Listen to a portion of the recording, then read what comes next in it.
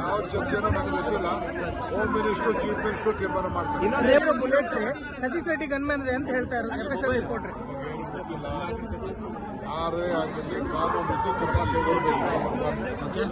ಎರಡನೇದು ನಮ್ದೇನು ಅಂತಂದ್ರೆ ಎಲ್ಲ ಕಡೆನೂ ವಿಗ್ರಹಗಳನ್ನ ಇಡ್ತಾರೆ, ಅವ್ರ ಭಕ್ತಿ ಭಾವನೆಯಿಂದ ತೋರಿಸ್ತಾರೆ.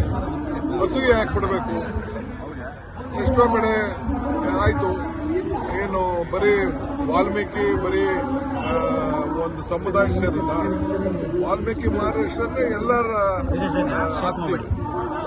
ಇವತ್ತು ನಾವು ರಾಮಾಯಣನ ವಾಲ್ಮೀಕಿ ಅವರು ಬರೆದ್ರು, ಸೊ ನಾವೆಲ್ಲ ರಾಮಾಯಣ ಓದಿದಿಲ್ವೇ? Janardhan Reddy Z plus security ಕೇಳ್ತಾ ಇದ್ದಾರೆ.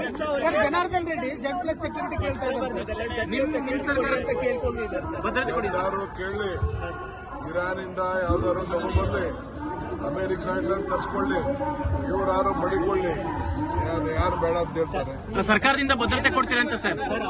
ಸರ್ಕಾರದಿಂದ ಸಿಎಂಗೂ ಪತ್ರ ಬರೆದಿದ್ದಾರೆ, ಭದ್ರತೆ ಕೊಡಿ ಅಂತ. ಸರ್ಕಾರದಿಂದ ಏನಾದ್ರು ಕೊಡ್ತೀರಾ ಅಂತ?